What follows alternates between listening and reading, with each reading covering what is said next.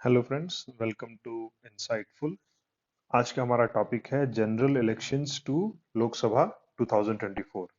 2024 में इस साल यानी जो चुनाव हुए लोकसभा के लिए हम इस बारे में बात करेंगे और इसमें हम सभी डिटेल्स को समझेंगे, facts and figures, voting percentage और कितना इलेक्शन में एक्सपेंडिचर हुआ और बहुत सारे एप्स और पोर्टल्स जो कि इस बार इलेक्शन कमीशन ने यूज़ की। और यह वीडियो बहुत ही यूज़फुल होने वाला है उनके लिए जो कि सिविल सर्विसेज या स्टेट पीसीएस जैसे कि बीपीएससी, यूपीपीएससी, इन सब की तैयारी कर रहे हैं। तो आइए चलते हैं। सबसे पहले समझते हैं कि ये 18th लोकसभा के लिए चुनाव हुआ और इस बार जितने भी लोग चुने गए वो सभी न्यू पार्लियामेंट में गए। इसको कंडक्ट कराया इलेक्शन कमीशन ऑफ इंडिया ने, जो कि एक कॉन्स्टिट्यूशनल बॉडी है। आर्टिकल 320 ऑफ द कॉन्स्टिट्यूशन में इसको डिफाइन किया गया है। इस बार highest number of voters 96.8 crore voters ने पार्टिसिपेट किया, एलिजिबल थे जो इस बार। और पोलिंग बूथ लगभग 10 लाख पोलिंग बूथ की स्टैब्लिशमेंट किया गया ताकि सब लोग वोट डाल सकें जितने भी एलिजिबल थे। वुमेन वोटर्स 31.2 करोड़ यानी 31.2 करोड़ वुमेन वोटर्स रही, जो कि आज तक की जितनी भी कंट्रीज हैं सब में हाईएस्ट रहा है। इलेक्शन कमीशन ने 16 मार्च 2024 को इलेक्शन का शेड्यूल अनाउंस किया और उसी दिन से मॉडल कोड ऑफ कंडक्ट यानी आचार संहिता भी एप्लीकेबल हो गई। इलेक्शन सिर्फ लोकसभा के लिए नहीं थे, साथ में 4 स्टेट्स जिनमें कि अरुणाचल प्रदेश, आंध्र प्रदेश, उड़ीसा और सिक्किम शामिल है, इन चारों स्टेट्स के विधानसभा के चुनाव भी साथ ही में हुए। इलेक्शंस को 7 फेजेस में किया गया जो कि 44 दिन चले।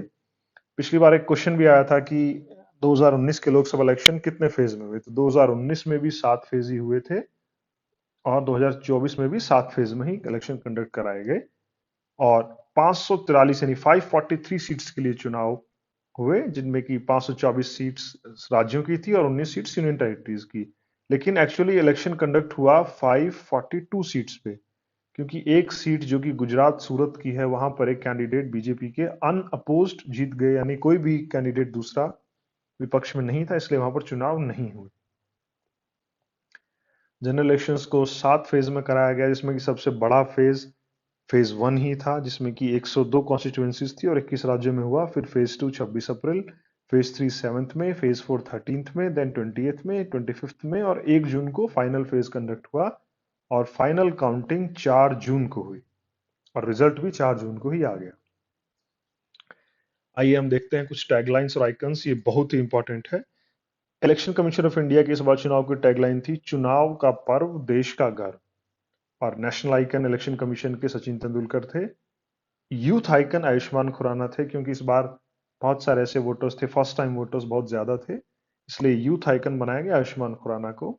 यह बहुत ही इंपॉर्टेंट है। इलेक्शन कमीशन का दिव्यांग आइकन कौन था, वो है शीतल देवी, जो कि एक पैरा आर्चर हैं और पैरालंपिक्स में उन्होंने इंडिया को रिप्रेजेंट किया है। बिहार में state election commission icon Maithili Thakur थी, जो कि एक सिंगर है। और इलेक्शन आइकन्स बनाए जाते हैं ताकि वोटिंग परसेंटेज बढ़े, लोग और मोटिवेट होकर वोट डालने आए। आइए देखते हैं कुछ एप्स एंड पोर्टल्स को जिनका बहुत ही इंपॉर्टेंट रोल था इस चुनाव में। सबसे पहले सुविधा पोर्टल। सुविधा पोर्टल बनाया गया पार्टीज और कैंडिडेट्स को जो कि रैलियों की परमिशन के लिए, और जिसमें कि रैलियां शामिल हैं, जिसमें कि रोड शो शामिल हैं, इनकी परमिशन के लिए। ये ट्रांसपेरेंसी को प्रमोट करता है इलेक्शन मैनेजमेंट में।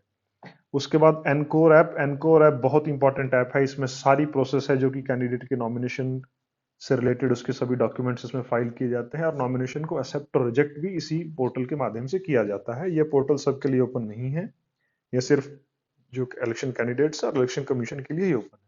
उसके बाद केवाईसी ऐप है, यानी नो योर कैंडिडेट ऐप। इसकी मदद से सभी नागरिक अपने एरिया में लड़ रहे कैंडिडेट्स को, चुनाव लड़ रहे कैंडिडेट्स को, क्रिमिनल उनके रिकॉर्ड्स देख सकते हैं, किस पर कितने केस हैं।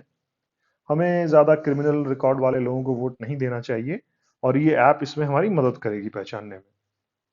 उसके बाद एक और बहुत इंपॉर्टेंट ऐप है systematic voters education electoral participation, sweep app, जो कि वोटर में अवेयरनेस फैलाने के लिए और उनका वोटिंग परसेंटेज बढ़ाने के लिए, ताकि और ज्यादा लोग इस डेमोक्रेसी में पार्टिसिपेट करें और इंडिया जो कि वर्ल्ड्स लार्जेस्ट डेमोक्रेसी है, एक सही मायने में डेमोक्रेटिक वे में काम कर पाए, इसलिए इस ऐप को बनाया गया। उसके बाद है ईएमएस यानी ईवीएम मैनेजमेंट सिस्टम। ये भी एक बहुत इंपॉर्टेंट ऐप है जिसका काम ईवीएम्स जो इलेक्ट्रॉनिक वोटिंग मशीन्स होती हैं उनकी मूवमेंट को कहाँ पहुंची एक बल्क में ट्रैक करने के लिए होता है। ये सब इलेक्शन से पहले होता है ताकि उन ठीक से मैनेज किया जा सके।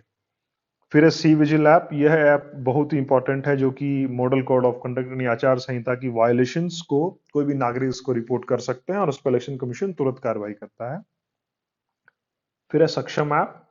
यह ऐप बहुत ही इंपॉर्टेंट है एग्जाम पॉइंट ऑफ व्यू से भी। यह स्पेशली बनाई गई हमारे जो दिव्यांग भाई बहन हैं यानी पीडब्ल्यूडी वोटर्स जो हैं उनके लिए, ताकि वो अपना रजिस्ट्रेशन वोटर का अपना पोलिंग स्टेशन देख सकें सक्षम ऐप पर आसानी से, और किस पोलिंग बूथ पर क्या क्या सुविधाएं हैं वो देख सके। उसके बाद वोटर हेल्पलाइन ऐप जिसपे कि आप नए वोटर के लिए रजिस्ट्रेशन कर सकते हैं, अपना इलेक्टोरल रोल सर्च कर सकते हैं, उसमें कोई सुधार है तो उसके लिए भी रिक्वेस्ट कर सकते हैं। इस ऐप के माध्यम से की जा सकती है। वोटर हेल्पलाइन ऐप बहुत ही इंपॉर्टेंट है, आप चाहें तो इसका स्क्रीनशॉट भी ले सकते हैं। और इसमें से कुछ क्वेश्चंस हर बार किसी न किसी एग्जाम में आते ही आते हैं और यह जनरल नॉलेज के लिए भी बहुत ही आवश्यक है। आइए कुछ और फैक्ट्स एंड फिगर्स पे रोशनी डालते हैं। 7 फेज में इलेक्शन हुए 24 दिनों में, जैसा कि हम जानते हैं। वोटिंग परसेंटेज 2024 इलेक्शंस में लोकसभा में 65.79% रहा और वोटर सेक्स रेशियो 948 था, यानी प्रति 1000 पुरुषों पर 948 महिलाएं भारत में वोटर हैं। हाईएस्ट वोटिंग परसेंटेज लक्षद्वीप का रहा और लोवेस्ट वोटिंग परसेंटेज बिहार यानी 56% पर रहा। 200 एमपी 280 एमपी ऐसे हैं जो पहली बार चुने गए और महिला एमपीओ की संख्या 74 है। नोटा को हाईएस्ट वोट मिले इंदौर लोकसभा जो कि मध्य प्रदेश में है, 2.18 लाख वोट यानी 2,18,000 वोट नोटा को मिले। एक एमपी जो कि सूरत गुजरात से चुने गए अनअपोज्ड मुकेश दलाल बीजेपी के।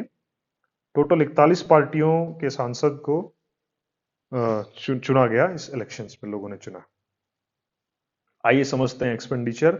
इस बार का इलेक्शन सबसे ज्यादा खर्चीला इलेक्शन है अपने देश में और लगभग 1,35,000 करोड़ रुपए खर्च हुए जो कि यूएसडी 16 बिलियन डॉलर्स के बराबर है। और पर वोटर कॉस्ट अगर डिवाइड किया तो लगभग 1,400 रुपए आई इलेक्शन कमीशन को इलेक्शन कंडक्ट कराने में। और ध्यान दीजिएगा इसमें कैंडिडेट का एक्सपेंडिचर शामिल नहीं है जो कि वो चुनाव प्रचार के लिए करते हैं। ये सिर्फ इलेक्शन कमीशन का एक्सपेंडिचर है जो कि इलेक्शन से रिलेटेड व्यवस्थाओं को करने में खर्च होता है। अगर हम पिछले चुनाव से तुलना करें तो 2014 का चुनाव इससे पिछले सबसे हाईएस्ट खर्चे वाला चुनाव था। इसमें कि 55 से 60,000 करोड़ के बीच में खर्च हुआ था।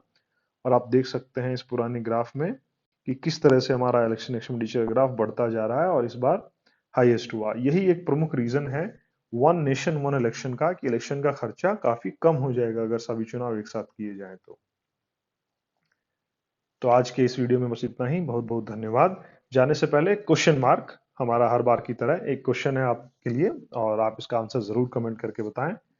Model code of conduct is applicable from date of notification of election, date of notification of schedule of election, start date of filing of nominations, या date separately announced by election commission of India. यानी आचार संहिता कब से लागू होती है।